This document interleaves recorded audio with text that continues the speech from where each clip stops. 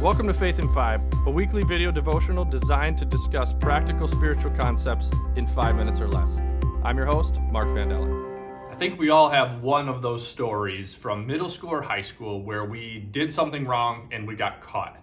Maybe some of us have a few more than one of those stories, right? I remember one time I snuck out and somehow my parents and my friend's parents found out, and it was a terrible conversation to sit down and discuss, right? My parents always wanted to discuss what I had done wrong, and there was so much struggle with that and trying to figure out how not to get in trouble but kind of know you were stuck. And I think we can all, most of us, if not all of us, can see that when our parents stepped into these places where maybe we did something wrong, they may have been fuming mad, but they stepped in because they loved us. And in the midst of yelling at us or punishing us or whatever, love was still very present. And so it's true of God. See, we're going to start our Christmas series now, and I figured instead of just starting at the birth of Christ, I would go all the way back to the beginning. And we'll try to build this story of how God continues to show up in all of history with this idea that no matter what we've done, no matter how angry I am with you, love is still very present. And we're going to base this Christmas series on a book by Maria Goff called Love Lives Here. And that book is not written about Christmas, but I read it this year, and as I was reading through it, I just kept seeing God over and over and over showing up in a way that resonated with me, that I couldn't wait to put it and package it into a Christmas series, because it is full of stories over and over and over where God shows up in the midst of really good, beautiful things and really dark, difficult things. God just continues to show up and say, you know what? I'm going to be here because I live here, because love also lives here. And so if we think about this story of God's love for us and how he keeps showing up over and over and over, and we start at the beginning, it's really easy for us to see that in the Adam and Eve story, when they screw up, they do what God asked them not to do. And God he's fuming mad. And he shows up in that moment where maybe we've done something wrong. Our parents are taking the keys from us or grounding us for what seems like forever. God shows up and does that. And oftentimes when we take that story out of the whole Bible, we see that God is a very angry, upset individual. But the story doesn't stop there. The very next chapter, after God says, you have screwed up, I can't believe you screwed up, I'm so angry, Adam and Eve have a child, and God is there. God shows up. And then from there's a number of different people that God continues to show up with, Adam and Eve and their kids, Cain and Abel, and tragedy strikes there, but God still shows up. And then there's a whole bunch of people that leads up to the birth of Jacob and Esau. And God continues to show up. I am with you. I am here. Don't forget, I am here. I love you. And then in Jacob and Esau, so we're Genesis 1, 2, 3, all the way up to Genesis 28. Now we're in the story of Jacob and Esau. And tragedy again strikes. Bad things happen.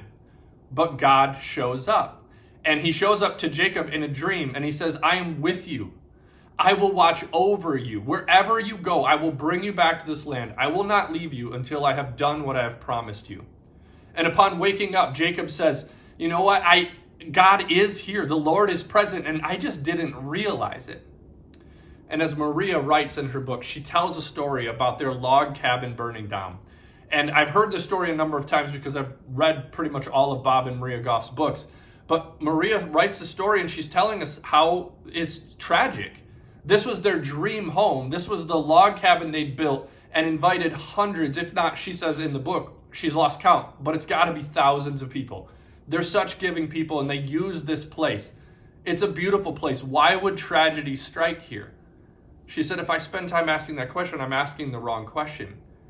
She said, I was really having a hard time because I was sifting through the ashes and picking up each piece and trying to understand what happened here. But she says, as I did that, I realized that God often shows up. He always shows up in those dark spots, but he's always inviting us to say, what is next? And so she said, quickly, we moved to rebuild. We move to restore what we had once had and forget about those things, but move on because God continues to invite us. He says, I love you in these ashes, but I love you enough to say there's more. I have more for you. And that ultimately is the Christmas story. See, if we take that story out of context and we don't see the whole arc, we see that maybe God screwed up and he sends his son to fix everything. That's not the case. God showed up in the beginning. God continued to show up and continued to say, I love you, I'm with you, love lives here. And then he shows up with Jesus again in a very strong message of love lives here. I love you, no matter how bad it gets, whether you're standing in a pile of ashes or whether you're in a space of complete celebration. I am with you. I want to be with you. And so he sends his love. Maria goes on in her book as she wraps up this chapter about their log cabin. She says, pain and loss happens for all of us. But she says, it happens for all of us no matter what. We don't get to opt out. But she says, as we have these plans, and sometimes they don't go as we desire, what I have learned when I take the whole arc story of my life and the whole arc story of God's engagement with his people, God continues to say, I love you, I am with you. Love lives here. And he made that message so loud and clear with the birth of Jesus by saying, you know what, I'm going to come here and love is going to live here. Whether you're in a spot in your life where things are amazing or they're terrible, know that God lives here. And the other thing that I would hope for all of us in our faith lives, that we would continue to communicate that. When we're sifting through the ashes, it would say, we know that this is hard and that God is here and God calls us beyond this. Or the way that we treat people, the way we love people, that they would experience a peace of a God that joined us over and over and over and said, you know what, I love you. Love lives here. And the presence of Jesus, the story of Jesus is the culmination of that. And I want you to know that God. As you live out your faith this week, know that love lives here and go out and live in a way that communicates to others that God and his love lives here. Thanks for watching Faith in 5. If you like what you see, please like and share. If you're interested in making a donation to our ministry, please click the link below.